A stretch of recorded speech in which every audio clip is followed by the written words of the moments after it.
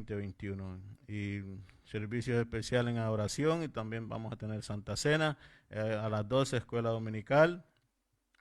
Enero 8, 8 p.m., primer encuentro de ministerios. Ese va a ser el primer servicio de ministerios que vamos a tener.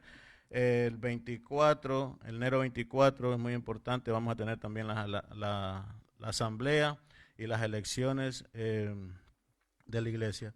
Esta asamblea es muy importante, hermanos, que si se pueden quedar, se queden.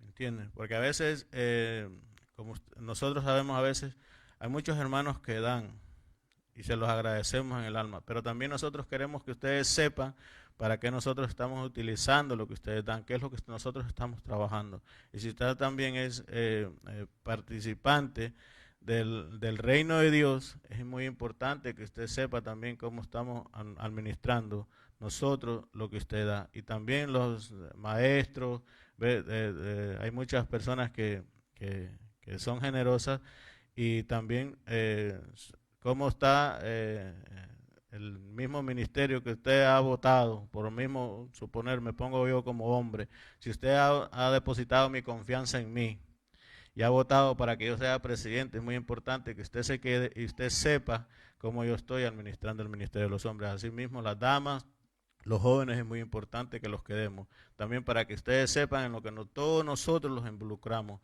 en todos los ministerios que apoyamos, en todos los pastores que mandamos ayuda.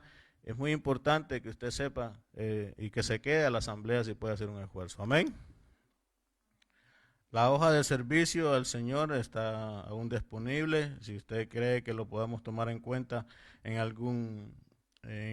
alguna parte de aquí en la iglesia para usted poder servir, puede llenar la hoja y la puede depositar ahí está al frente. Si no ha llenado la hoja de servicio, la puede llenar. Amén.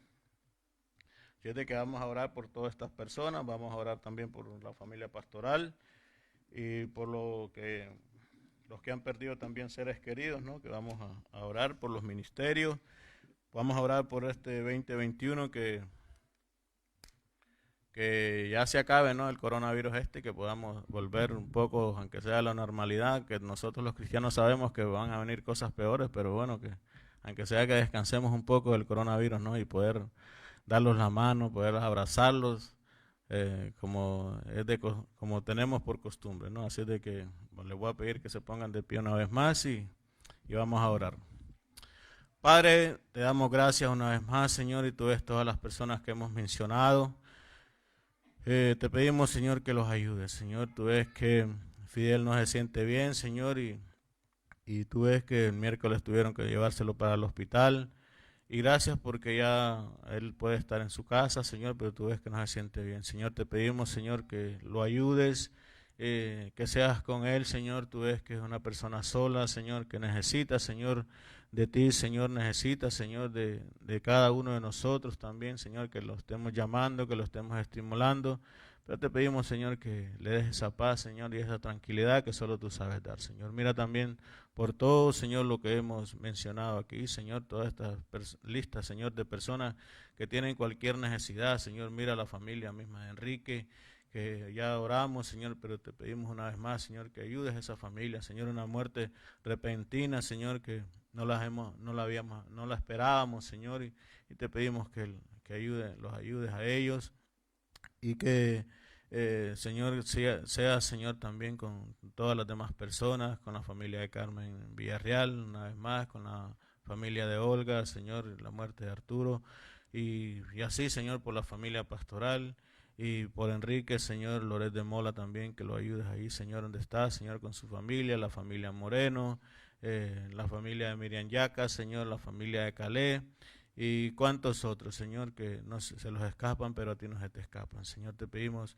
por cada uno de todos nosotros, Señor, que podamos limpiarlos, Señor, de toda cosa que no te agrada, Señor, las personas que están también a través de Facebook, Señor, que los bendiga, Señor, y que tu gracia también los acobije. Señor, tú sabes, mira a Lidia Ábalos, Señor, con este procedimiento que le han hecho, te pedimos que lo bendigas, a Ángel, y cuántos otros, Señor, a Julio, Señor, a Teresita, Polo, y a Norma Santa Bárbara, Señor, a todos, Señor, que tienen algo puesto, Señor, ahí en la lista de oración, y que tú pongas tu mano sobre cada vida, Señor, y sobre cada corazón. Señor, quédate con nosotros, Señor, porque te necesitamos, Señor, y te pedimos una vez más por el resto del servicio, que tú lo unjas, Señor, y lo bendigas. Señor, todo te lo pedimos, mi Dios, en el nombre de Jesús.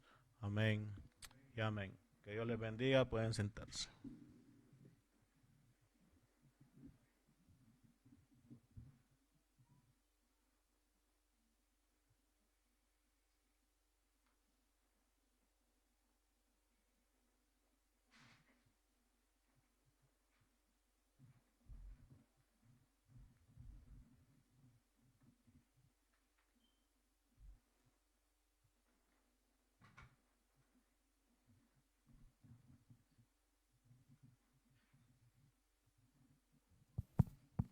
Buenos días, hermanos, que el Señor les continúe bendiciendo. ¿Cuántos están gozosos de estar en este domingo en la casa del Señor, verdad? Se está acabando el año, pero podemos decir que Dios ha sido fiel.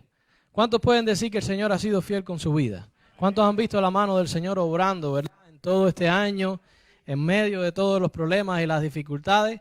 Entonces le vamos a invitar a ponernos en pie, hermano. Vamos a invitar a que usted se enfoque ahora.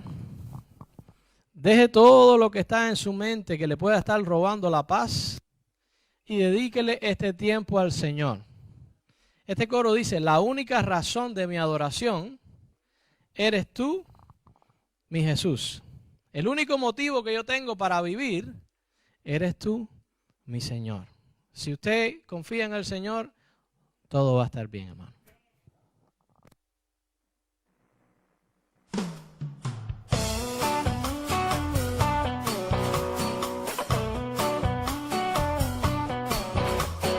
La única razón de mi adoración eres tú, mi Jesús.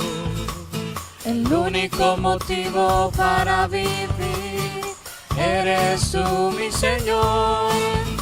Mi única verdad, esa en ti, eres mi luz y mi salvación.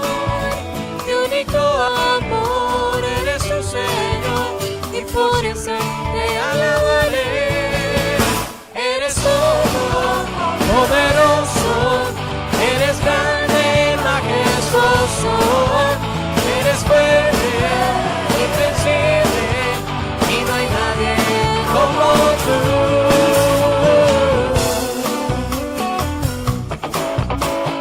La única razón de mi adoración eres tú, mi Jesús.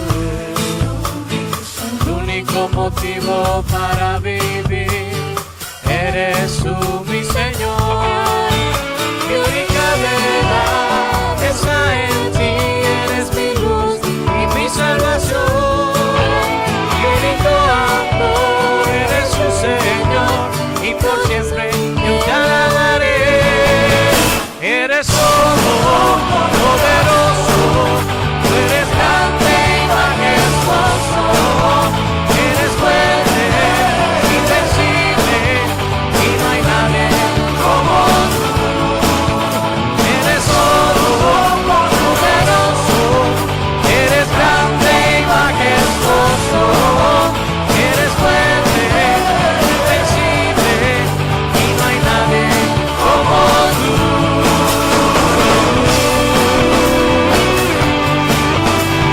Ni en el cielo, ni en la tierra, ni debajo de ella no hay nadie como el Señor. Él es Dios, Él es Señor, Él reina.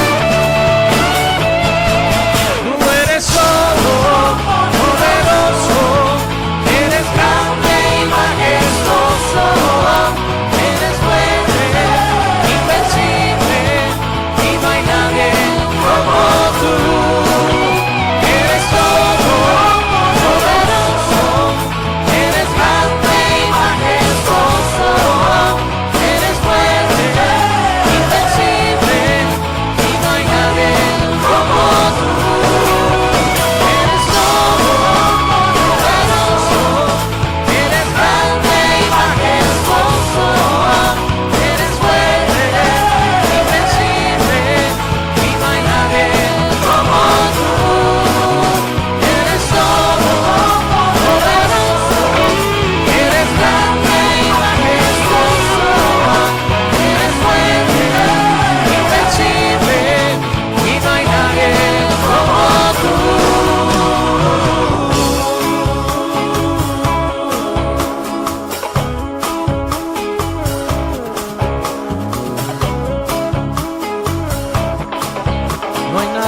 tú, Jesús. No hay nadie como tú, Jesús. No hay nadie como tú, Jesús. Hermano, alábele, alábele, porque es para Él. Para Él es la alabanza, la gloria, la honra. Estamos cantando para el Rey de Reyes y Señor de Señores. La razón de nuestro cántico no tiene nada que ver con lo que está pasando alrededor nuestro. Nosotros estamos elevando un cántico en esta mañana para tributarle honra, gloria y honor al Señor, porque necesitamos de Él. Usted necesita de Él. Yo necesito de Él. Que su presencia se manifieste en nuestras vidas en estos momentos. Que su gloria descienda y toque su corazón y ministre su necesidad, ministre su dolor, ministre su preocupación. Y usted pueda sentir el abrazo del Señor, la presencia del Señor ahora mismo tocando su vida en este momento. Yo necesito la presencia de Dios en mi vida. Todos la necesitamos, hermano. Señor, manifiesta tu gloria en medio nuestro en esta tarde. Manifiesta tu presencia en medio nuestro en este día, Señor. Porque hay un pueblo aquí que tiene hambre y sed de ti. Un pueblo que está necesitado de ti, de tu presencia, Señor. Amén.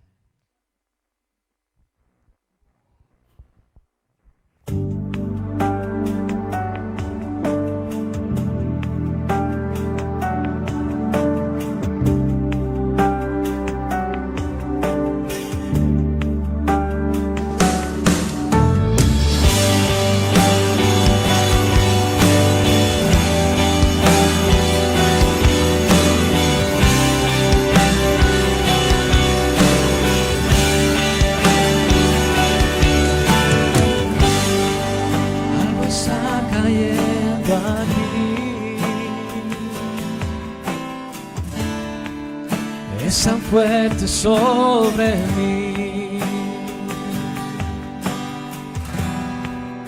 mis manos levantaré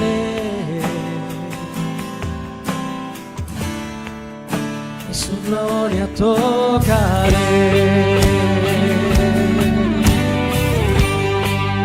Algo está cayendo aquí. Es tan fuerte sobre mí, mis manos levantaré, y su gloria tocaré.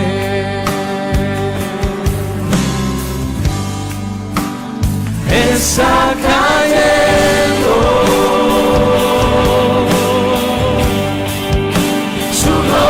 Sobre mí,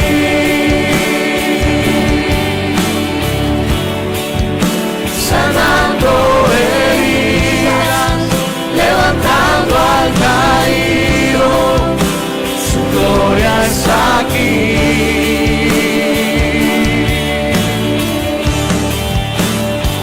Está cayendo.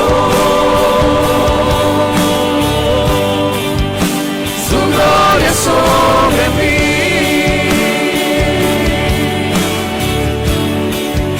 sanando heridas, levantando al caído, su gloria está aquí.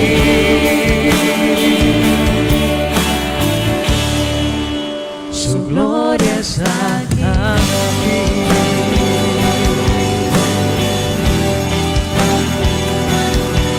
Gracias porque tú estás aquí, Señor, en medio nuestro.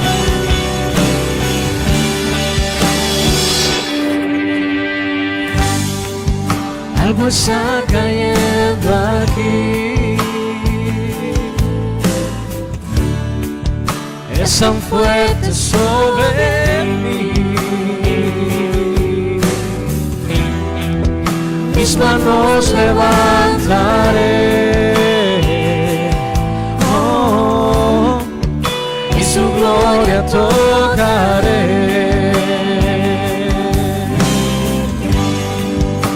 Está cayendo. Su gloria sobre mí,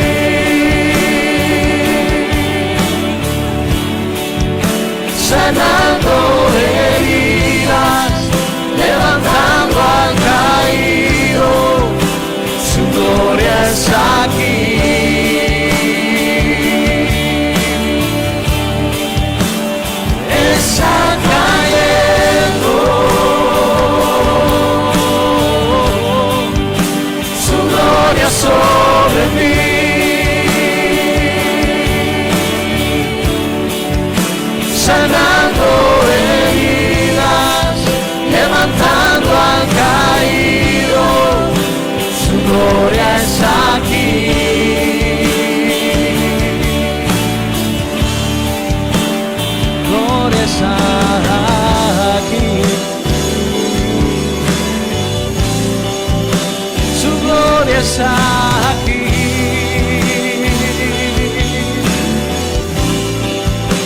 Su gloria está aquí.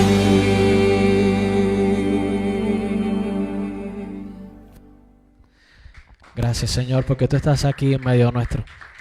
Dios les bendiga, hermano. Pueden sentarse.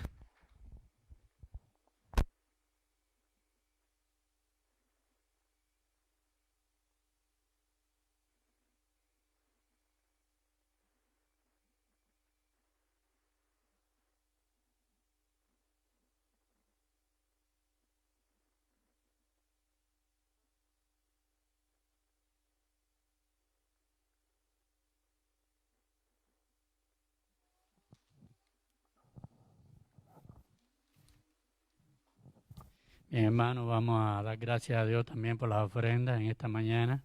Sabemos que hay visitas aquí y le decimos a ellos que no es obligado ofrendar, pero bueno, lo que sientan en su corazón dar, den para el Señor. Vamos a orar. Gracias, Padre, por encontrarnos aquí en tu casa. Gracias porque sabemos que tú nos amas, por ese amor tan grande, tan infinito, Señor, que tú nos has demostrado enviando a tu Hijo Jesús aquí a la tierra, Señor.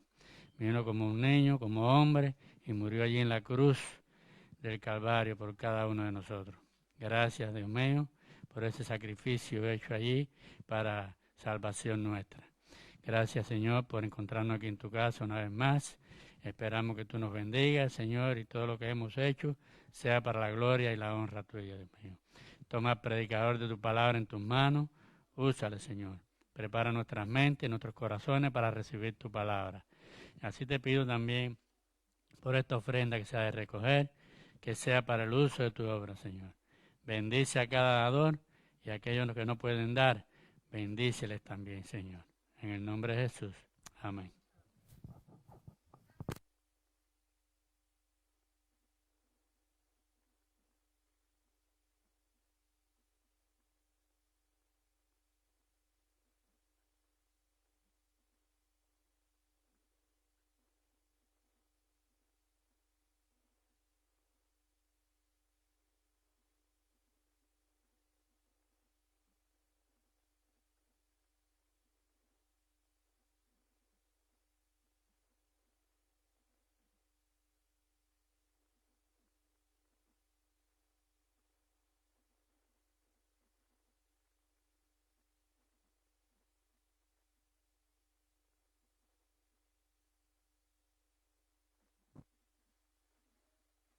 Buenos días.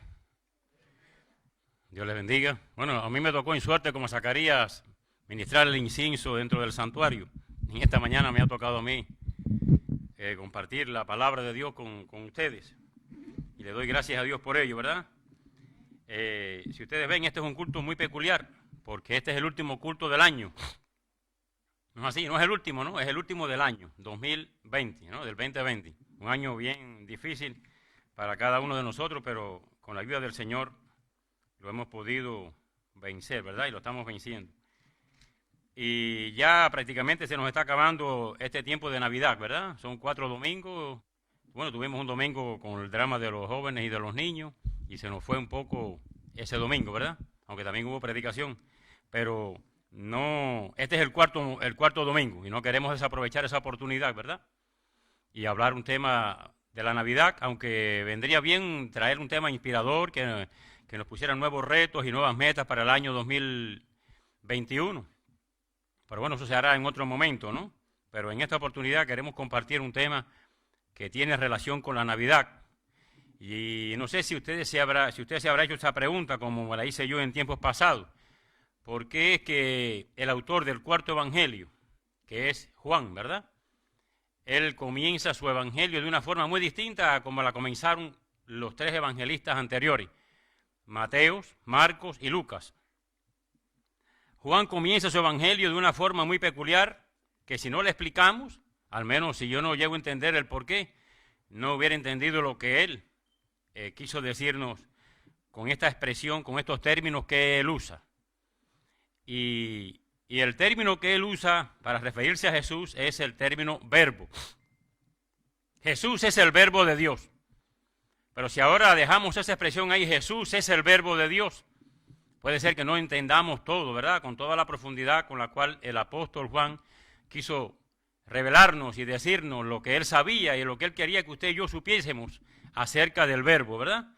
Y entonces es por ello que en esta mañana el Señor quiere inquietarnos también a usted y a mí y llamarnos la atención a ese versículo, ¿verdad? Y a ese evangelio, para que podamos comprender lo que en realidad encierran esas palabras reveladoras de que Jesús es el verbo de Dios. Entonces yo les invito a que ustedes abran sus Biblias allí en el Evangelio de Juan, o aquellos que la tienen en el teléfono, hay que decir ahora, que enciendan sus Biblias, ¿verdad? Allí en Juan 1:1, y de allí, bueno, pues vamos a ir compartiendo esta idea, ¿no?, de lo que Juan quiso decirnos con que Jesús es el verbo de Dios. Y es algo que de verdad es curioso, ¿no? Y que no todo el mundo entiende con toda la profundidad, pues estas palabras de que Jesús es el verbo de Dios.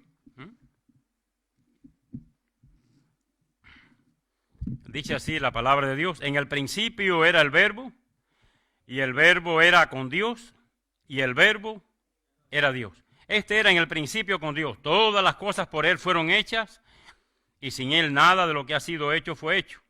En Él estaba la vida, y la vida era la luz de los hombres. La luz en las tinieblas resplandece, y las tinieblas no prevalecieron contra ella. Vamos a orar. Padre, en esta hora te queremos dar gracias por este último culto del año. Estamos aquí en victoria por tu gracia, por tu providencia, por tu amor, por tu poder, porque tú, Señor, así lo has querido. Señor, te hemos alabado, te hemos adorado, hemos reconocido que tú eres el único Dios, digno de toda honra, de toda gloria y de toda alabanza. Y ahora, Padre, que nuestros corazones están preparados para que tú hables a tu pueblo. Rogamos una vez más, Señor, que tú utilices a este instrumento, a este siervo, para que, oh Señor, sea el portador de la palabra que tú habrás de darle a tu pueblo en esta mañana. Queremos conocer, Señor, lo que implica esta verdad de que Jesús es el verbo, y queremos, oh Dios, que seas tú el que nos ayudes a compartir esta verdad reveladora que tú has traído en tu palabra a nuestras vidas, y queremos comprenderla con toda profundidad, y queremos que seas tú el que apropies esa verdad a nuestras almas. Mira que te lo pedimos en el dulce y bendito nombre de nuestro Señor Jesucristo. Amén. El Hijo de Dios es el Logos, ¿verdad? El Hijo de Dios es el Logos. Seguramente que a usted le ha pasado esto en su vida, que usted ha querido comunicarle algo a alguna persona, pero que no ha tenido el término exacto, preciso, ocasional, oportuno para compartir la idea que usted tiene en mente, pero que no tiene la palabra para compartirla. Entonces, ¿cómo le digo? Recuerdo ahora el año antes pasado, cuando celebramos el Día de la Hispanidad, que el hermano Malvin utilizó un hondureñismo y el hermano Diosdado usó un cubanismo. Y estaban hablando entre ellos, pero no se entendían. Matate, matate. El hermano Malvin le decía, matate. Entonces el hermano Diosdado decía, pero ¿cómo tú me vas a mandar a mí que me mate? Yo soy cristiano, los cristianos no se matan. Y entonces no le estaba diciendo que le mate, que se matara, sino que estaba diciéndole que cogiera como una alforja, ¿no? Y echara allí algo en la alforja, ¿no? Entonces, el problema de la comunicación siempre ha sido, valga la redundancia, un problema. Y hay veces que no tenemos la palabra exacta, precisa, para compartir la idea que tenemos en mente. Y esto es lo que le pasaba al apóstol Juan, ¿verdad? Pero puede ocurrirle también algo, que usted a la hora de compartir una idea tenga muchos términos, muchas palabras, y de las muchas entonces dice, bueno, ¿cuál escojo? Porque si escojo esta no me va a entender, si le digo esta, si le digo matate no me va a entender, mejor le digo alforja. ¿No?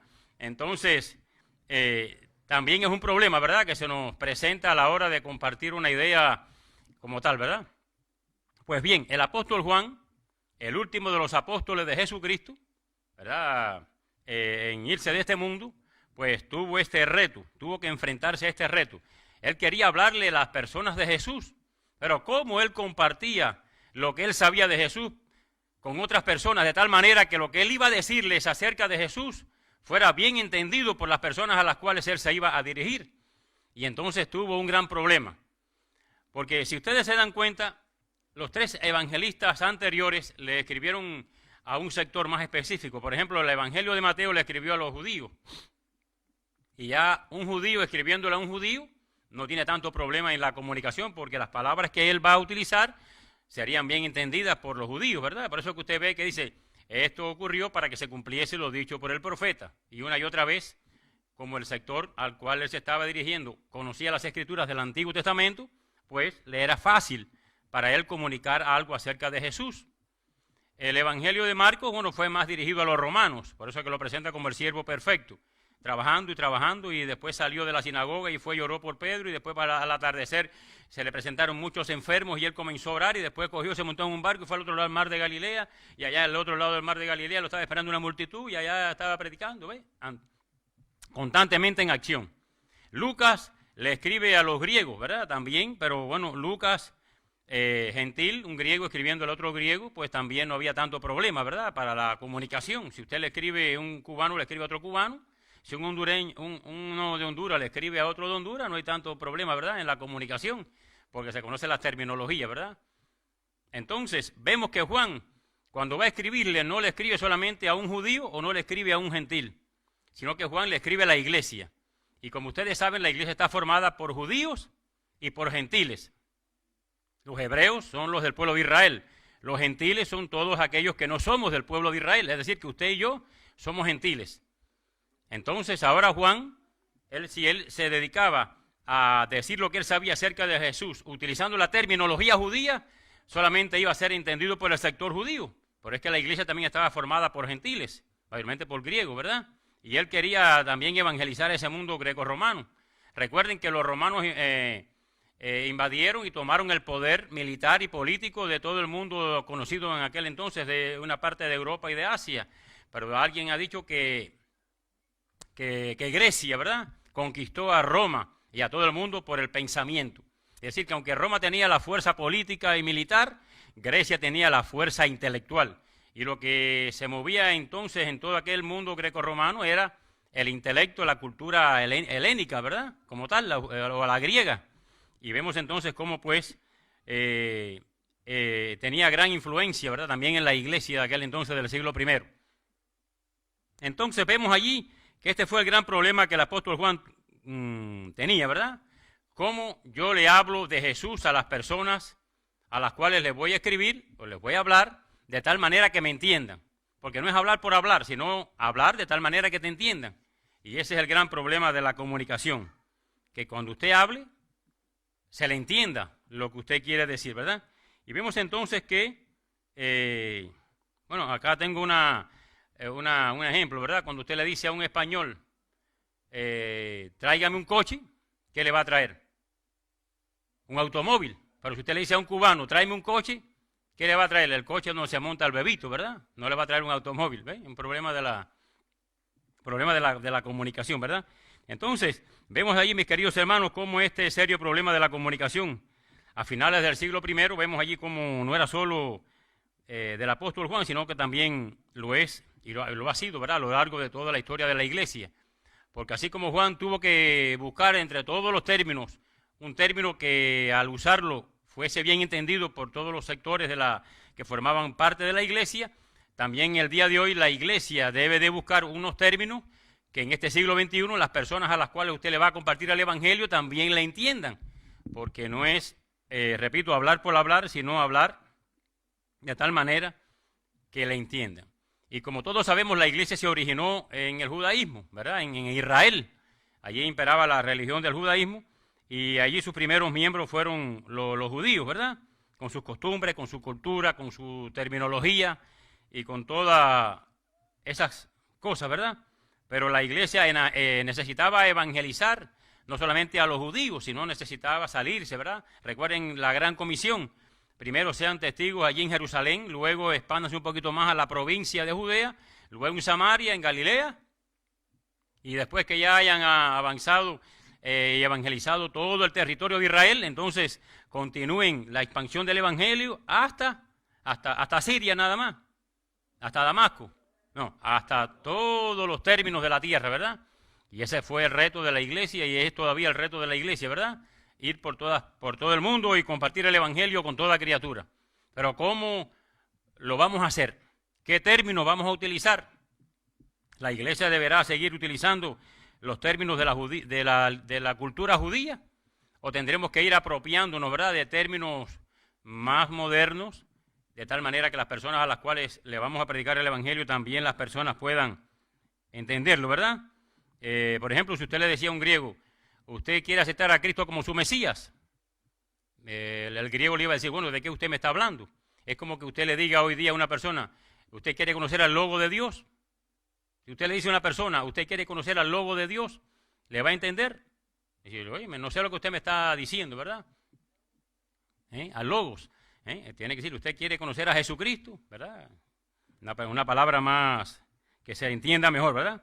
Entonces, ¿debería el cristianismo utilizar siempre el vocabulario judío para evangelizar o debería ir transformando sin dejar de decir la verdad que hay que decir, pero utilizando términos modernos, términos que las personas a las cuales usted le va a compartir el evangelio pues lo pueden entender? Bueno, pues tenemos que darle gracias a Dios, como se suele llamar a este último apóstol de Jesucristo, gracias a Dios por el águila de Patmos, que cuando uno analiza el pensamiento de Juan y estudia lo que se llama la literatura juanina, ¿verdad?, la literatura, las cartas y las epístolas de Juan, usted va a ver que quizás Juan fue la mente más profunda y más fecunda de todas las que existieron allí en la iglesia primitiva por la profundidad con la cual él nos revela algo acerca de Jesucristo. Y vemos allí cómo Juan pues tuvo esa gran visión y esa gran sabiduría para poder resolver y solucionar este gran problema de la comunicación. ¿Cómo lo hizo? Bueno, pues allí vemos cómo Juan comienza su evangelio compartiendo con la iglesia la idea siguiente: Jesús es el logo de Dios. Jesús es el logo de Dios. Pero si él hubiese dicho esas palabras solamente, hubiese dejado la verdad dicha media solamente, porque era necesario argumentar más. ¿Qué nos estás queriendo decir, Juan, con que Jesús es el logo de Dios? Y vemos entonces cómo no había peligro de que este vocablo, bueno, pues fuera malentendido tanto por los judíos como por los griegos, porque ambos sabían lo que se quería decir con el logos, porque era una palabra, un término que tanto los hebreos como los griegos conocían, ¿verdad? Y entonces vemos allí que esa es la razón por la cual él escoge pues esta palabra, ¿verdad?, este término. ¿Qué quería decir Juan con que Jesús es el logo de Dios? Bueno, pues la palabra logos, L-O-G-O-S, ¿verdad?, logos, en la Biblia, cada vez que se utiliza con el significado de palabra. Un sembrador salió a sembrar y sembró la palabra. Jesús iba por las aldeas y le enseñaba la palabra, ¿verdad?, el logos. Es decir, se utiliza en ese término, ¿no? Palabra, el término logo, que es un término griego, cuando usted lo traduce al español, es palabra, ¿verdad?, o verbo.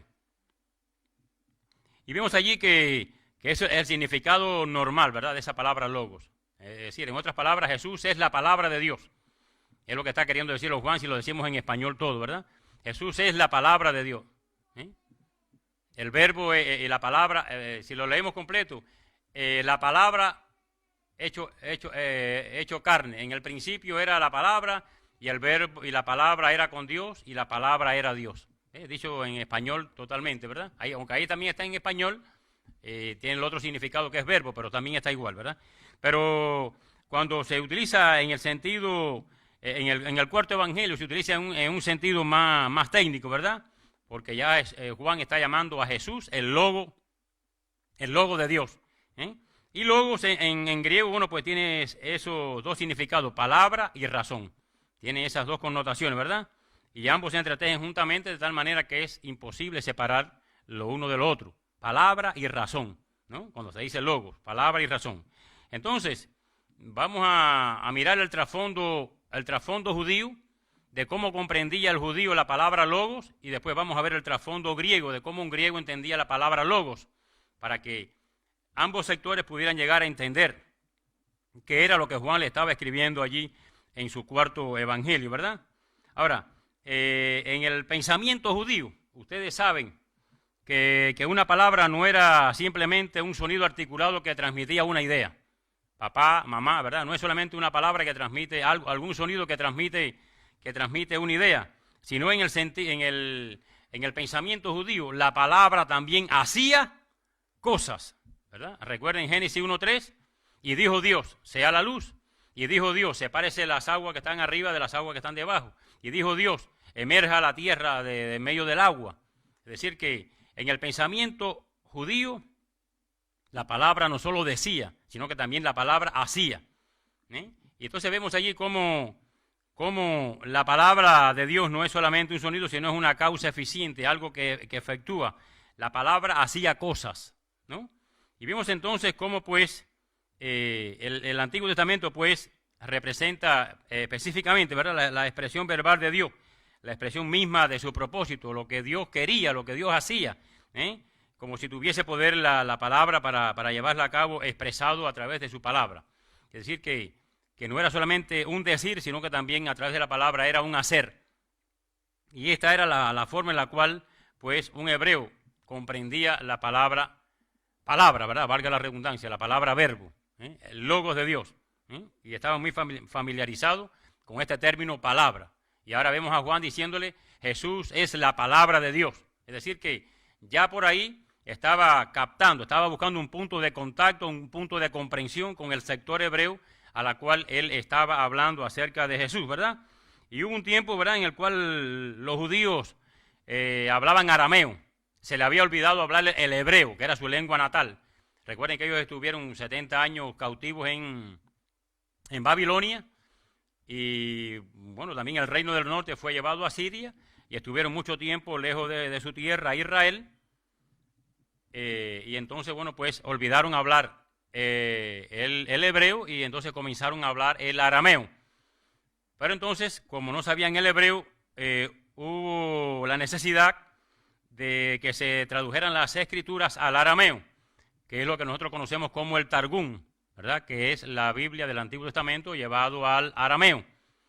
Pero cuando ellos comenzaron a traducir la palabra de Dios del hebreo al arameo para que los judíos pudiesen leer las escrituras, pues le parecía que a Dios se le atribuían, bueno, en la Biblia usted va a ver que a Dios se le atribuyen sentimientos humanos y se le pone como si Dios tuviera un cuerpo, ¿no? La mano de Dios, el pensamiento de Dios, la nariz de Dios.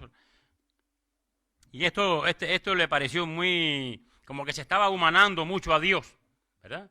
Y entonces vemos allí cómo pues los hebreos que estaban traduciendo las escrituras del hebreo hacia el arameo, pues en vez de poner el pensamiento de Dios, pues pusieron la menra de Dios, la palabra menra, ¿no? Que la palabra menra es sinónimo de logos, significa palabra.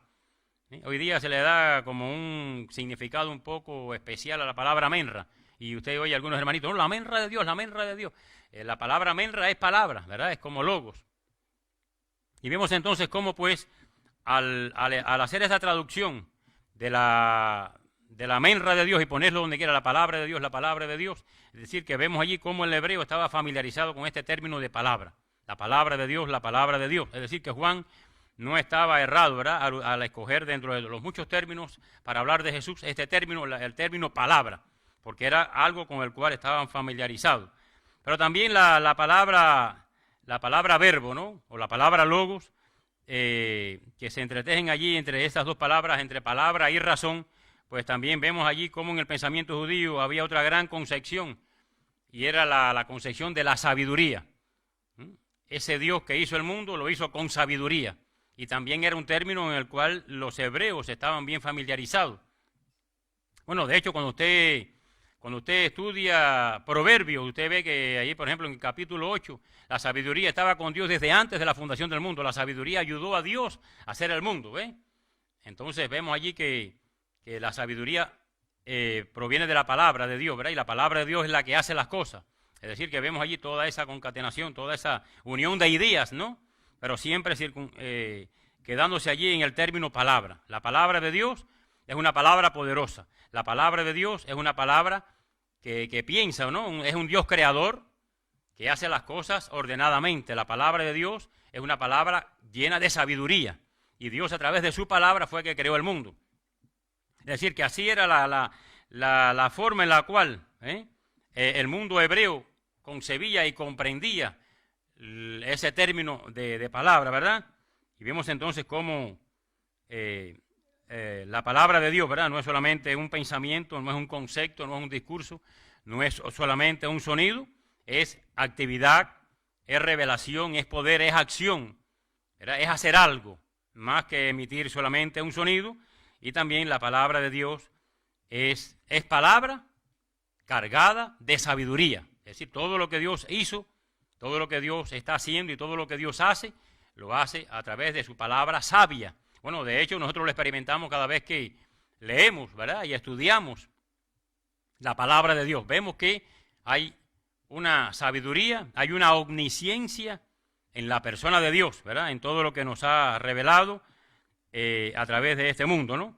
Y vemos entonces cómo, pues, así era la forma en la cual el hebreo comprendía el término palabra. La palabra de Dios hace, la palabra de Dios razona, la palabra de Dios está cargada de sabiduría.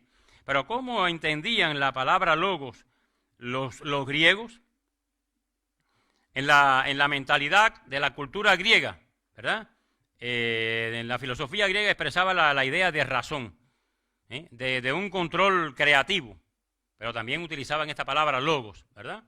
Y vemos allí que el verbo era el principio de la razón que gobernaba a este universo. Así lo concebían los griegos, que eran gentiles, recuerdan, que no eran judíos, que no conocían las escrituras del Antiguo Testamento, que no sabían quién era Jesús. Y Juan está tratando de buscar un punto de contacto en su comunicación, recuerden, y es por ello que está utilizando esta palabra logos, conocida tanto por los hebreos y conocida tanto por los griegos. Jesús es el logo de Dios para el hebreo, pues al saber que Jesús es la palabra de Dios, ya por ahí estaban comprendiendo algo de lo que Juan le estaba queriendo decir, de que Jesús es la palabra de Dios, es aquel que hacía, es aquel que estaba lleno de sabiduría, es aquel que creaba, pero ahora está el griego, el gentil, ¿verdad? El que no conoce a Jesús, el que no conoce las escrituras del Antiguo Testamento, y entonces también utiliza esta palabra logos, pero para el griego, repito, este término pues significaba razón, poder creativo, pero es más o menos algo similar de lo que creía el griego como tal. Es decir, aquello que estaba en la mente como tal, ¿no? Bueno, por el año 560 aproximadamente hubo un filósofo llamado Heráclito, que la filosofía de él decía, todo en este mundo fluye, en este mundo está en un constante cambio.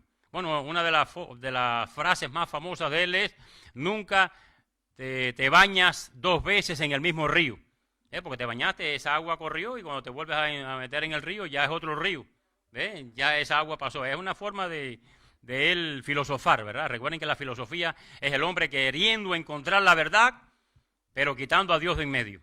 Y nunca el hombre a través de la filosofía va a poder encontrar la verdad. Alguien jocosamente ha dicho, el hombre buscando la verdad a través de la filosofía es como que un hombre se introduzca en un cuarto oscuro, se ponga unos espejuelos con unos lentes oscuros y trate de encontrar un gato negro. Nunca lo va a encontrar, ¿verdad?, dentro de ese cuarto oscuro, ¿no? El hombre sin la revelación nunca va a encontrar a Dios, nunca va a encontrar la verdad. La verdad es Jesucristo. Yo soy el camino, la verdad y la vida. Y nadie va al Padre sino a través de Jesucristo, que es el único camino, que es la única verdad y que es la única vida. No hay más sabiduría, no hay más verdad, no hay más camino que solo a través de Jesucristo para ir al Padre. Pero en todo no hay este conocimiento, como diría el apóstol Pablo cuando estaba disertando acerca de los ídolos. Entonces, es muy importante que tengamos este conocimiento y que lo compartamos. Pero este hombre, Heráclito, él decía, bueno, si todo en este mundo está cambiando constantemente, sin cesar, ¿cómo es que este mundo no se vuelve un caos? Porque si todo está cambiando, llega el momento que es un caos, ¿verdad? Porque pasa del orden al desorden, no vamos a decirlo así, ¿verdad? Y entonces todo sería un caos. Entonces él razonaba y decía, lo que pasa es lo siguiente, que lo que impide que este mundo, si está cambiando constantemente, se convierta en un caos, es porque hay alguien que lo está impidiendo, y ese alguien es el logos. Es como los griegos utilizaban también esta terminología, ¿verdad? Y estaban familiarizados con esta palabra. el universo no se convierte en un caos porque hay alguien que lo está rigiendo, alguien que lo está gobernando. Y ese alguien es el Logos. Ellos lo veían como alguien impersonal, ¿verdad? Pero ahí está, ¿verdad? Entonces vemos allí que esta idea de una mente, de una razón, de un Logos gobernando el mundo, fascinaba a los griegos. Y como Juan sabía que era bien conocida esta idea por los griegos, por eso que también él escoge esta palabra, el Logos, y de esa manera, bueno, pues él está tratando de llevarlos a través de este término a la comprensión de que ellos supieran quién era Jesús. Es la misma idea, es la misma estrategia dada por Dios al apóstol Pablo. Recuerden cuando el apóstol Pablo visitó la ciudad de Atenas, que él comenzó allí mientras él estaba esperando que Tito se encontrara con él en Atenas. Pablo se enardecía, ¿verdad?, al ver esa ciudad de las personas más, de las mentes más profusas y más cultas de aquel entonces, llenas de ídolos. ¿Ve? Ahí está la gran contradicción. Un hombre erudito, pero de las cosas de este mundo, pero en cuanto a las cosas de Dios, necio. En cuanto a las cosas de Dios, analfabeto. ¿Verdad? Las mentes más encumbradas, los grandes filósofos allí, Anaxágoras, Pitágoras, Diógenes, Platón y todas esas grandes mentes, y sin embargo no conocían a Dios. Habían hecho pléyades de ídolos, toda la ciudad estaba llena de ídolos. El dios Ares, el dios Mercurio, el dios Bacón, bueno, todo eso, la diosa Afrodita, todo. Los griegos tenían, igual que los romanos, para todo un dios. Es como para que no te pongas bravo conmigo, ¿verdad? Te voy a hacer un panteón, te voy a hacer un ídolo, te voy a hacer una representación tuya. Pero había en la ciudad un altar que decía al Dios no conocido. Es decir, de todos los dioses, por si acaso se nos olvida alguno, que no se vaya a poner bravo con nosotros y nos vaya a mandar algún castigo. Ahí está, ¿verdad? Oye, se nos olvidó tal Dios, mira, ahí está, no conocemos ese Dios. Bueno, ahí está un panteón para ti. Entonces Pablo, agarrándose de eso, ¿verdad?, dijo, ese Dios que ustedes no conocen, ese es el Dios que yo les voy a hablar, ese es el Dios que yo les voy a comunicar quién es.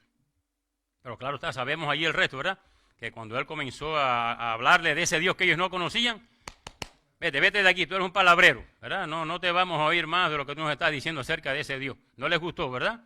De que hay un día en el cual Dios ha establecido un juicio. Y esto, eso no me está gustando, ¿verdad? Háblame palabras bonitas, no me digas que soy un pecador, no me digas que soy una persona que peco y que me rebelo contra Dios y que hago cosas feas contra Dios y que tengo que arrepentirme de ellas. No, dime que Dios me ama, dime que Dios es bueno conmigo, eso sí me gusta más, ¿verdad? Pero hay que decir la verdad, el hombre cuando está alienado de Dios, peca, porque no tiene el conocimiento de la verdad, no tiene al Espíritu Santo que lo capacita para que no se enfrente a sí mismo y vence el pecado en sí mismo. Entonces hay que llevarlo, hay que guiarlos, ¿verdad?, a Cristo. Y entonces cuando Pablo estaba haciendo eso con los griegos en aquel entonces, no le gustó a ellos, y lo echaron de allí de la colina de Marte, ¿no? Pero estaba hablándoles acerca de ese Dios. Y es lo mismo que es la misma estrategia que está usando el apóstol Juan, ¿verdad? Juan está buscando dentro de la gran cantidad de términos que había, un término que era bien comprendido por los griegos y era bien comprendido por los hebreos, ¿no? Por los hebreos, el término palabra es aquello que hace, aquello que ejecuta, aquello que está cargado de sabiduría. Por el término, por la comprensión griega, es la razón que rige al mundo, es la razón, ¿verdad? Es el poder que controla el mundo, que gobierna el mundo. Y entonces el apóstol Juan se agarra de esa palabra para entonces decir, bueno, ustedes tienen esta idea de lo que es la palabra logos, hebreos. Ustedes tienen esta idea de lo que es la palabra logos, griegos o gentiles. Bueno, pues yo les estoy diciendo que ese término palabra, que ese logos, pues, gracias hermano, que ese término logos, pues, es Jesucristo. Recuerden que lo que él quería comunicar era Jesucristo.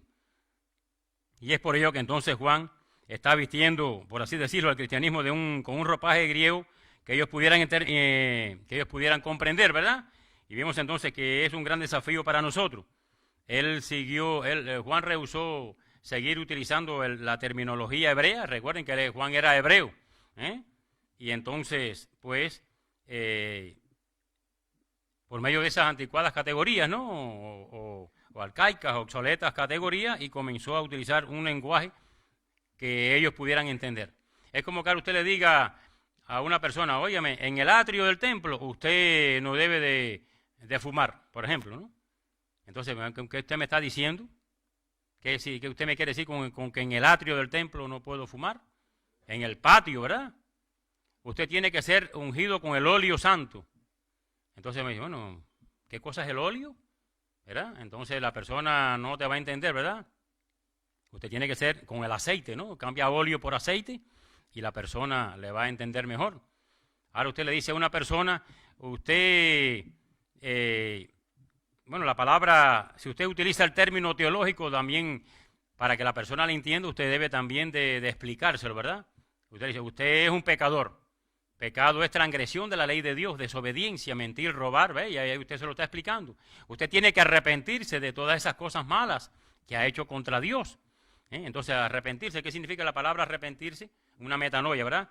Y si le dice metanoia, peor le va a entender, ¿verdad? Un cambio de mente, un cambio de actitud. Usted tiene que pensar, por ejemplo, que una botella de ron, vamos a utilizar este poquito de agua, esto no es ron, el hermano me trajo agua. Esta botella de ron, yo antes pensaba que era lo mejor, ¿verdad? Embriagarme y tomarme la botella hasta el fondo y ahí andar en cuatro patas como un animal. Pero ahora me arrepiento, ¿verdad? Cambio de actitud, cambio de mente. Y me doy cuenta que no, que el embriagarme no es lo mejor para mí. Lo mejor para mí es andar sobrio. Entonces, ve, ese proceso que ocurre en la mente de la persona es lo que se le llama arrepentimiento, un cambio de actitud, un cambio de mente, ¿no? Y si ahora usted le sigue diciendo, cuando usted se arrepienta de sus pecados, usted va a recibir la justificación, usted va a recibir al Espíritu Santo, usted va a recibir la adopción, usted va a recibir el sellado. Entonces la persona me va a decir, bueno, ¿qué cosa es eso de lo que usted me está hablando? ¿Ve? No es que usted deje de decir la verdad que usted tiene que decir, ¿verdad? A veces por pereza intelectual no tratamos de buscar un término. Gracias a Dios porque Juan no fue perezoso a la hora de pensar y de escribir su evangelio. Y él trató de buscar el término, la palabra, ¿no? Que en realidad hacía falta en ese momento preciso para que la cristiandad comprendiera lo que él quería decir. Y repito, esto es un reto para nosotros. Usted en este siglo XXI también tiene que compartir el evangelio como lo hizo Juan en su tiempo. Pero no lo podemos seguir haciendo con la terminología arcaica hebrea, ¿verdad?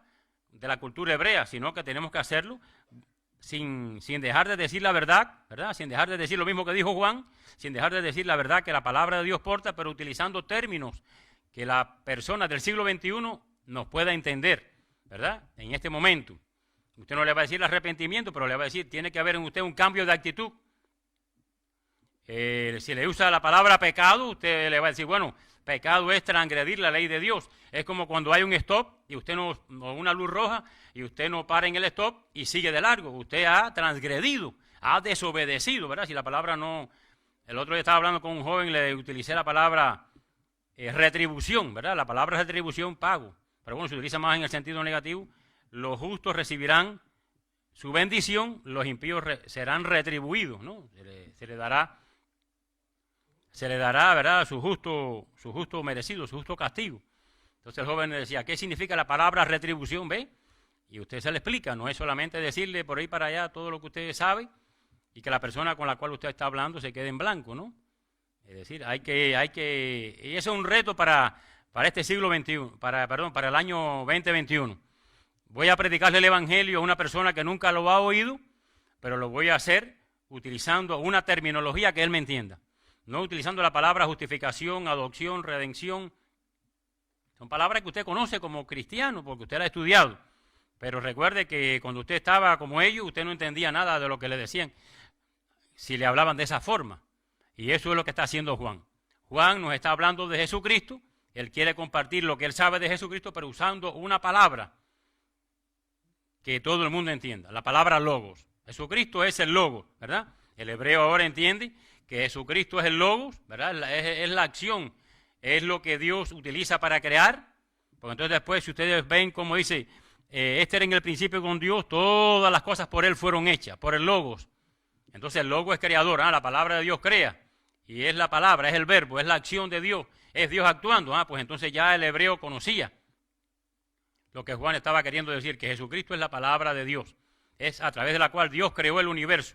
Porque para el judío el término palabra era acción, no era solamente sonido, era acción, algo que creaba, era poder. Ahora Juan le dice al griego, al gentil, Jesucristo es el logo de Dios.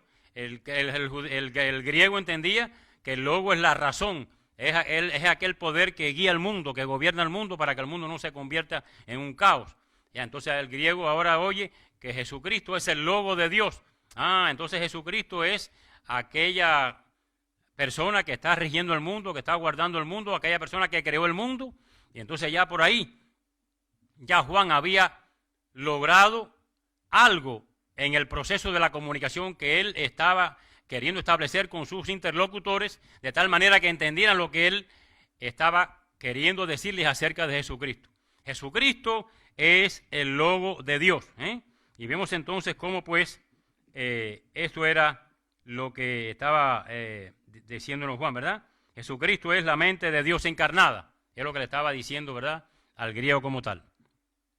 Entonces, podríamos traducir, ¿verdad?, esas palabras de Juan así, ¿verdad? La mente de Dios se hizo hombre, ¿verdad? La palabra de Dios se hizo carne, para el hebreo, ¿verdad? La palabra de Dios se hizo carne. Para el griego, la mente de Dios, ¿verdad? Esa fuerza que rige el mundo, esa razón que rige, que gobierna el mundo, se hizo hombre. Y vemos entonces cómo una palabra, ¿no? Es siempre la expresión de un pensamiento. Y entonces Jesús, bueno, pues es la perfecta expresión, es la perfecta revelación del pensamiento de Dios para los hombres. Al Padre nunca nadie lo ha visto, pero el unigénito Hijo que está en el seno del Padre, Él nos lo ha dado a conocer. Él nos ha revelado cómo es el Padre. Entonces, si Jesucristo es la palabra de Dios, entonces Jesucristo vino a este mundo, ¿verdad? La palabra de Dios se encarnó, la palabra de Dios se hizo hombre para revelarnos al Padre. Es la forma exacta, la réplica exacta de lo que es el Padre. Felipe le dijo, muéstranos al Padre. Felipe, tanto tiempo hace que estoy entre ustedes y no me conoce. Si me conoces a mí, también conoces al Padre, porque yo y el Padre uno somos. Yo soy idéntico al Padre. Ven cómo ya por ahí vamos entendiendo lo que Juan nos está queriendo decir. También nosotros como que Jesucristo es el Logo de Dios. Perdón, vamos a tomar un poquito de agua.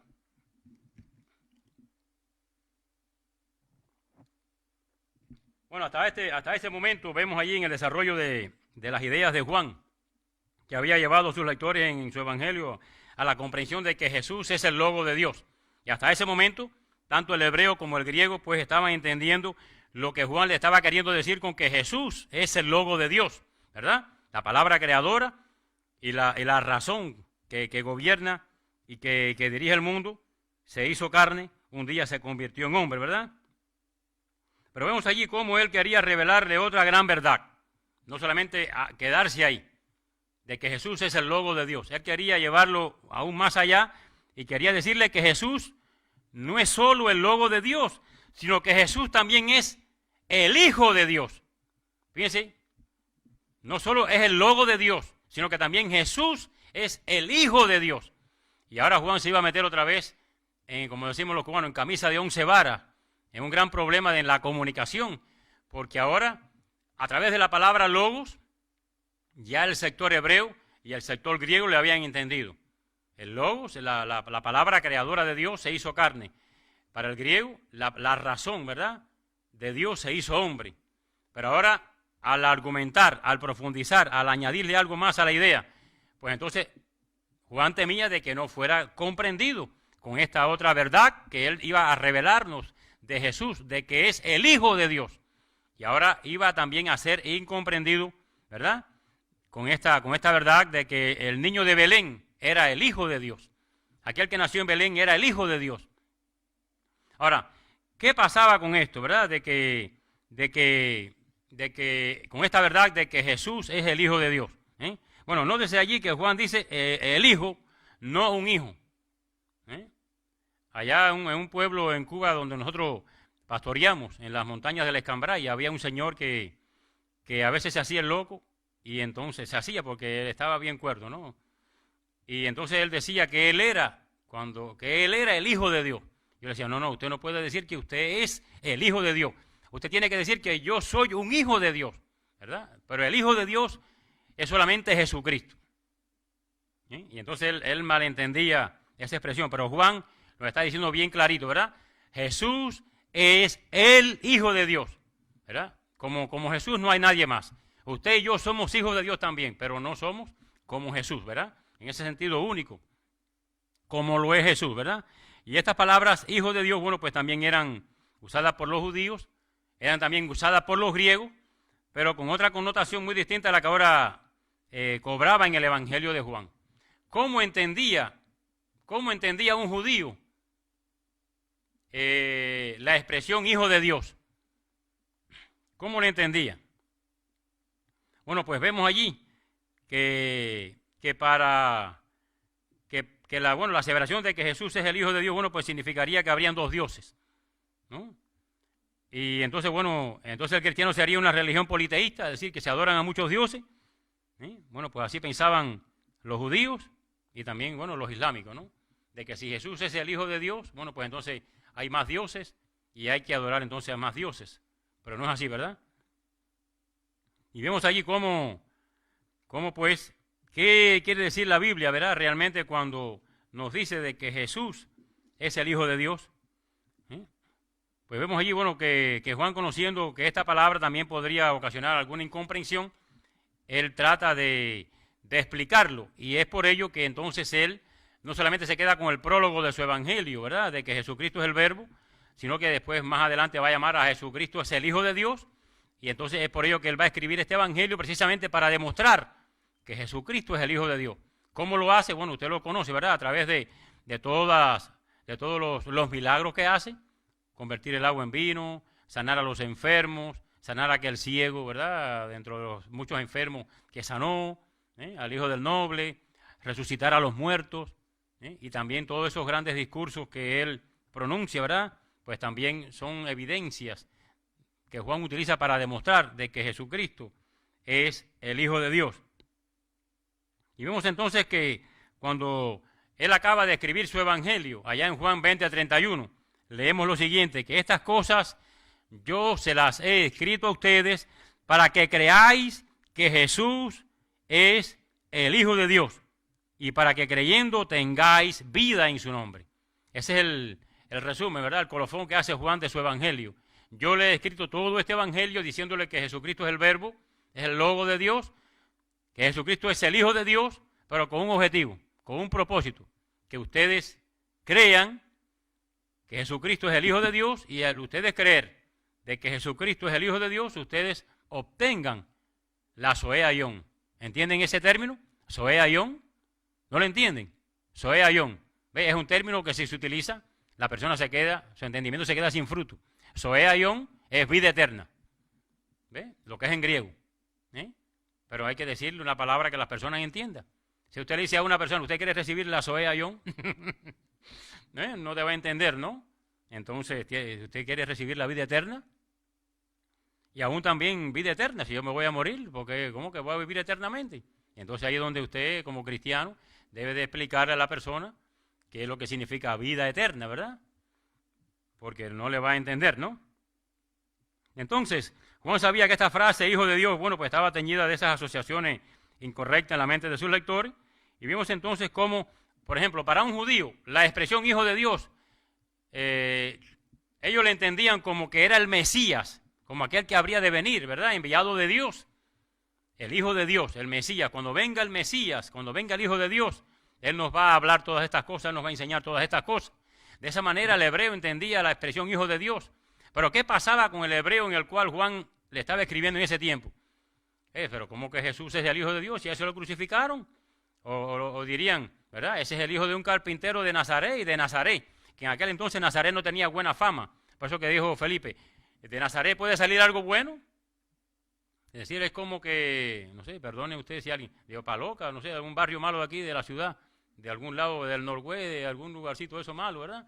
¿Puede salir algo bueno? ¿No? Perdone si alguno de ese lugar, ¿no? Es un ejemplo, ¿no? Entonces, ¿de Nazaret puede salir algo bueno? Es decir, ese lugarcito no tenía muy buena fama. Y ahí se crió el Mesías, no nació ahí, recuerden, el Mesías nació en Belén, pero se crió en Nazaret, por eso que le decían el Nazareno, ¿no? ¿De Nazaret puede salir algo bueno? Bueno, pues allí se crió el Mesías. Entonces, el hebreo de aquel entonces había visto que aquel que se llamaba el Mesías lo crucificaron. ¿Y qué pasaba? ¿Qué pasaba en ese entonces cuando una persona era crucificada? Que lo veían como un malhechor. Es como que en el día de hoy usted vea que una persona es ejecutada en la silla eléctrica. Dijo, oye, lo pusieron en la silla eléctrica y se hizo algo bien malo, porque al ponerlo en la silla eléctrica hizo algo bien malo, ¿verdad? Esa es la mentalidad actual nuestra. Y así era la mentalidad de aquel entonces. Cuando veían que una persona era crucificada, maldito es todo aquel que es colgado de un madero. ¿Verdad? Es decir, lo veían como una escoria de la sociedad, como alguien bien malo para hacerle ese castigo tan cruel como era crucificarlo. Entonces esa era la forma en la cual lo veía el hebreo, cuando Juan decía Jesucristo es el Hijo de Dios. ¿Ese es el Mesías? No, ese no es el Mesías. Pero entonces por el otro lado estaban los griegos, o los gentiles, ¿verdad? Cuando decía Jesucristo es el Hijo de Dios. Entonces, ¿cómo lo entendían los griegos? Para que usted vea qué difícil es la comunicación. ¿Cómo lo entendían los griegos? Pero ¿cómo es posible que Zeus va a permitir que a un hijo de él lo torturen, lo golpeen, le den de puñetazo, lo humillen y le hagan toda esa clase de ignominia y por último lo crucifiquen? No, Zeus no va a permitir que ocurra eso, por lo tanto este hombre no puede ser hijo de Dios. ¿Ve? Y no lo aceptarían entonces como hijo de Dios. Recuerden allí que Zeus es bien celoso en la mitología griega con todos sus hijos. Aún Ares, ¿verdad? Que es uno de los más traviesos, aún con todo ello, Zeus lo quiere, ¿verdad? El dios de la guerra y demás. Y Hades, el dios del infierno. Hasta tenían un dios para el infierno, Bueno, para que ustedes vean cómo los griegos tenían dioses para todo, ¿no? Entonces vemos allí cómo era bien difícil para el apóstol hablarnos acerca de Jesús, ¿verdad? Y de la forma en la cual, al hacerlo,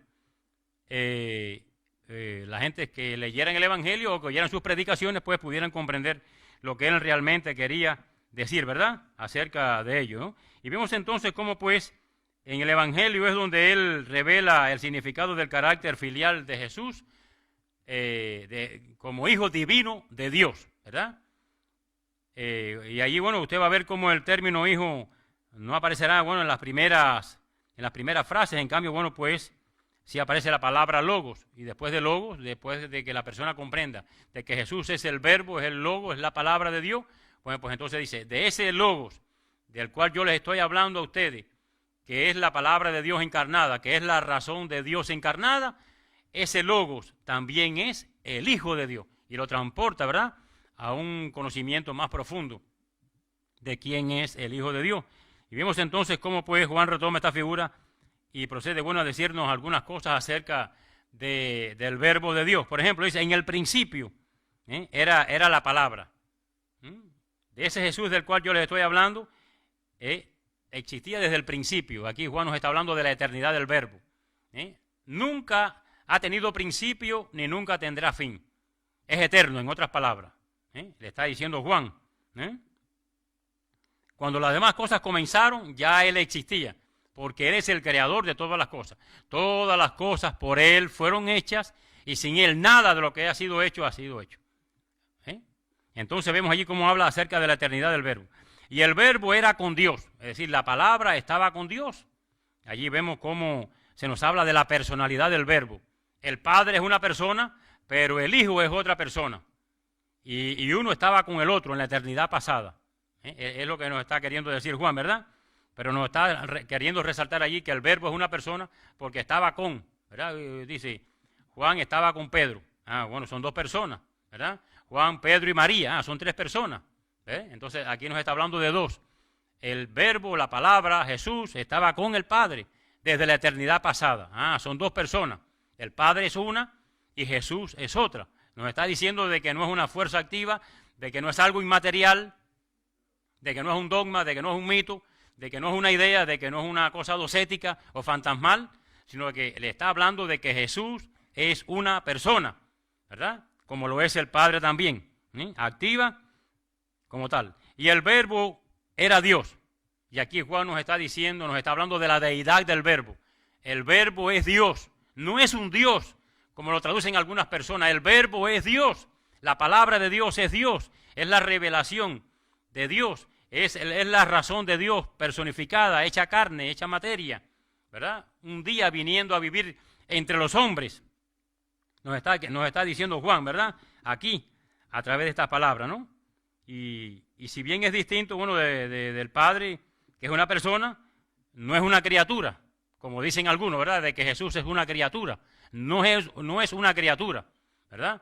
Recuerden, el domingo pasado estudiamos las herejías acerca de la naturaleza de la persona de Cristo y vimos que en el siglo IV un predicador llamado Arrio comenzó a decir que Jesús era la más excelsa de todas las criaturas.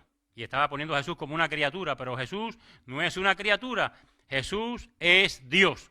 Lo está diciendo Juan, no lo digo yo, lo dice el Señor, lo dice Dios mismo acerca de sí mismo. Recuerden que la Biblia es la autorrevelación de Dios.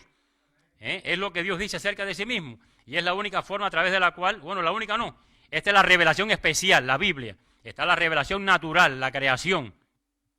Es decir que si la persona no ha llegado a comprender a Dios como amor, como justo, como Salvador, al menos a través de la creación tiene un testimonio. Es decir, bueno, esta creación no se hizo sola, esta creación tiene un creador, ¿verdad? Es como este pomo de agua. Este pomo de agua, un día apareció un pedacito de plástico, después apareció una tapita, después apareció un pedacito de papel, de pronto se formó un pomo, el papel se le adhirió al pomo y la tapita se le puso antes de ser, y el agua se le echó. Usted dice, no, pero esto no pudo ocurrir solo. Alguien tuvo que crear el pomo, alguien tuvo que crear el papel, alguien tuvo que ponerle alguna impresión al papel, alguien tuvo que hacer la tapita, y el agua tuvieron que cogerla de algún lugar, echarla en el pomito, ponerle el label y ponerle la tapita y venderlo. Es decir, que tuvo un creador. Bueno, si no podemos creer que este pomito se hizo solo y que el agua se echó ahí dentro del pomito solo, ¿cómo vamos a creer que este vasto cosmos, no digo la Tierra, el cosmos, ¿verdad? Todos los planetas con todas las cosas, ¿verdad? Todas las constelaciones que hay y demás, alguien la tuvo que hacer y ese alguien es Dios, ¿verdad? Tuvo un creador. Y es lo que nos está diciendo Juan.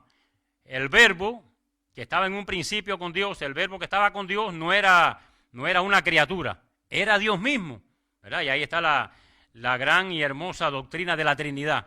El Padre, el Hijo y el Espíritu Santo, estos tres son uno.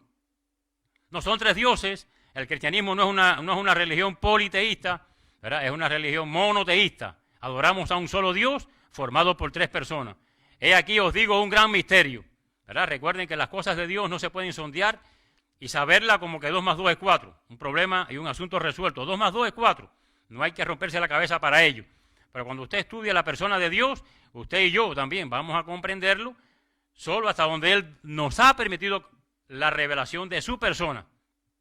Y podremos comprender hasta donde Él lo ha querido. Las cosas reveladas son para ustedes y para sus hijos. Es decir, para que se las comuniquen a sus hijos. No se quede usted sola con ella, compártala con sus hijos, con sus amigos y demás. Pero las cosas secretas son para Dios. Ahí está, ¿verdad? Entonces, eso es lo que nos está diciendo Juan, que el verbo es Dios. Todas las cosas por Él fueron hechas. Aquí la obra creadora de Dios, del verbo. El verbo, ¿verdad? La palabra de Dios creó el universo. La razón de Dios creó el universo, controla el universo. Desde el sector hebreo, ¿verdad? Y en Él estaba la vida, ¿verdad? Es aquí el Dios vivificando, el verbo vivificando. Dios es el dador de la vida. La persona obtiene la vida eterna cuando se arrepiente de sus pecados y digo, ¿verdad que yo he hecho cosas malas contra ti, Dios? Yo me arrepiento. Es decir, desde este momento cambio de actitud pensando que esto era bueno, pero ahora comprendo que es malo. Voy a cambiar mi actitud y voy a comenzar a hacer cosas buenas.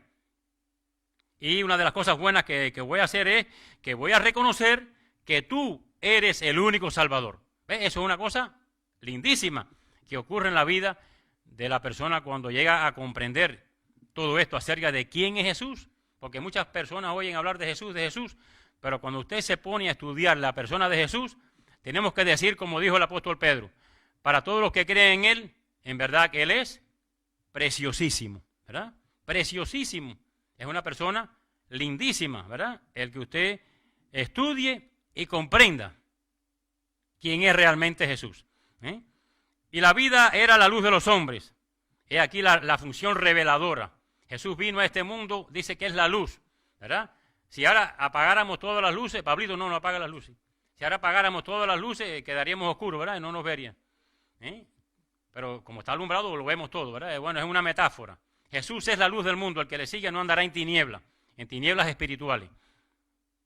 Cuando una persona sigue a la verdad revelada por Dios, ya va a quedar libre de toda superstición, va a quedar libre de toda mentira, va a quedar libre de toda atadura, de toda mitología, de todo lo que no es verdad, ¿verdad? La verdad te hará libre, pero la mentira te esclaviza. Dice la Biblia, ¿verdad? En otras palabras, una paráfrasis. Conocerás la verdad y la verdad te hará libre. Ahí está, ¿verdad? Juan diciéndonos que esto es lo que hace el Verbo. En él estaba la vida y la vida era la luz, ¿verdad? Él vino a revelarnos quién es Dios. El niño de Belén vino a revelarnos quién es Dios, a darnos vida, a darnos luz. Y entonces ahora viene ese salto milético, ¿verdad? Como pudiéramos decir, ese salto hacia la verdad. Y esa palabra de Dios que ha hecho todas esas cosas lindas, ¿verdad? Con su poder creador, con su poder revelador, que es una persona, ¿verdad? Que ha venido a este mundo a traernos la luz, que es la razón que gobierna el mundo, pero que es también ese poder que impide que el mundo se convierta en un caos. Y ahora está ahí el 1.14 de Juan en su prólogo. Y ese logos, esa palabra, un día se hizo carne. ¡Wow! ¿Verdad? Ve como Juan, con toda la sabiduría, está llevando a sus lectores a que comprendan lo que él está queriendo decirle, de tal manera que puedan entender todo lo que él quiere decirles acerca de quién es Jesús. Ese logos un día se hizo carne. Qué lindo, ¿verdad? Absorbe usted esa verdad, comprende usted esa verdad, la saborea, la medita, la disfruta, que ese verbo un día se hizo carne.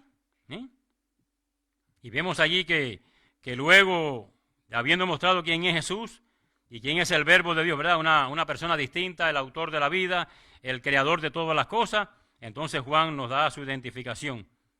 Ahí es la encarnación, y nos dice que a ese verbo que se hizo carne es el Hijo de Dios.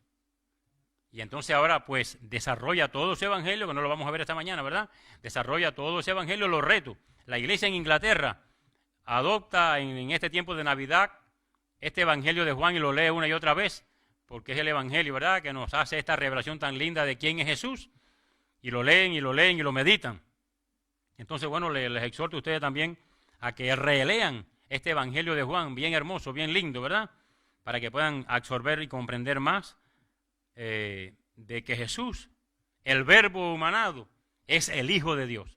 Y entonces decimos, como dijo el apóstol Juan, todas estas cosas yo se las he escrito a ustedes para que ustedes comprendan y crean. No, comprendan no lo dice, ¿verdad? Pero para que ustedes crean de que Jesús, ese verbo que un día se encarnó, es también el Hijo de Dios, y para que creyendo en Él, ustedes puedan llegar a tener la vida eterna, la salvación. Y ahora hago la pregunta de la visita que vinieron esta mañana. No sé por dónde están sentados, porque estaba sentado aquí adelante, no vi. ¿Alguno de ustedes quisiera aceptar a Jesús como el Hijo de Dios? ¿De la visita que vinieron esta mañana? No sé quiénes son, pero ¿quieren aceptar a Jesús como el Hijo de Dios? Jesús es amén, ¿verdad? Dios le bendiga. Mira, usted es la visita, ¿verdad? ¿Alguien más? Amén, Dios le bendiga. Perdón, Dios le bendiga. Hermano Marvin, eran como 4 o 5, ¿no? Eran 4, ¿verdad? Faltan 2. ¿Dónde están los otros 2? Esos 2 que faltan, en esta mañana quisieran también aceptar a Jesús como su Salvador. Ah, bueno, ya lo aceptó. No, si usted lo aceptó una vez, la salvación es una vez y para siempre. Eso no se pierde.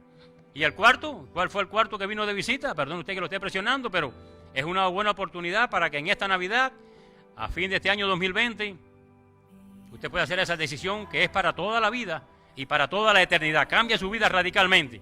Pues como decía ahorita el hermano Malvin, no solamente vivir 70, 80 o 100 años en este mundo, sino es saber cuando yo me vaya de este mundo para dónde yo voy a ir. Si voy a irme para el cielo con Cristo o si me voy a ir para el infierno con Satanás. Usted tiene que saber para dónde va.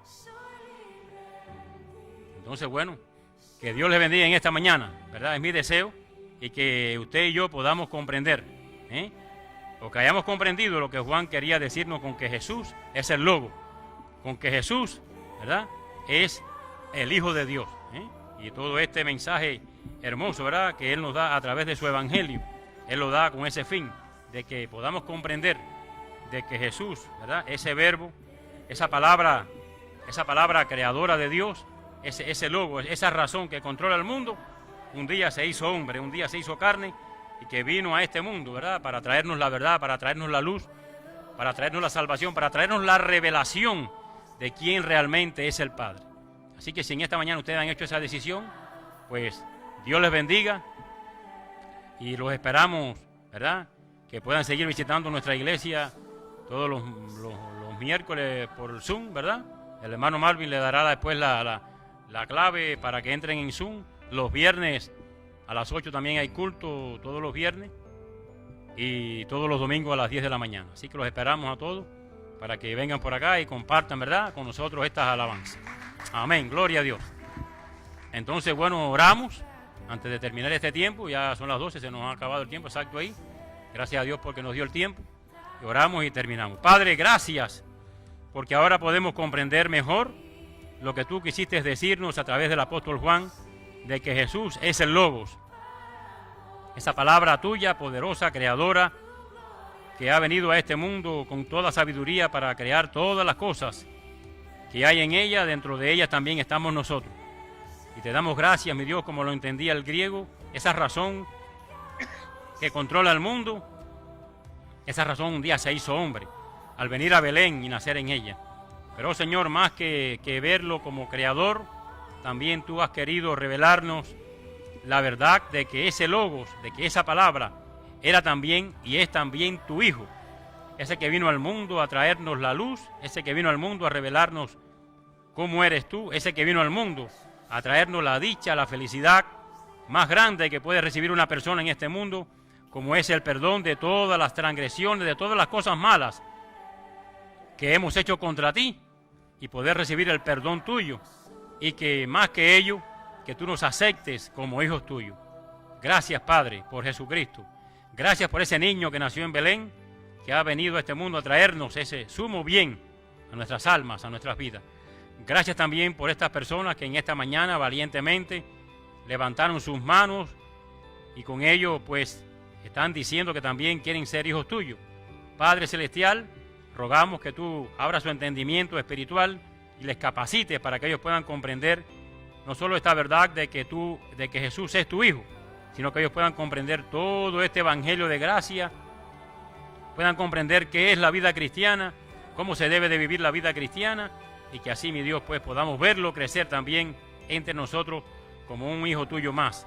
Bendice nuestra congregación, bendice a los pastores que están también de viaje, y guárdales y tráeles con tu bien, y a cada uno de nosotros devuélvanos a nuestros hogares también con tu bien. Rogamos, Señor, esto ahora en estos momentos, y pedimos también por la escuela bíblica que podamos tener un tiempo también bendecido y que podamos seguir siendo instruidos por tu palabra. A ti te damos toda la gloria y toda la honra, y te pedimos todas estas cosas en el dulce y bendito nombre de nuestro Señor Jesucristo. Amén. Bien, hemos terminado, mis hermanos, pasamos al café y allí tenemos un tiempo de ocio.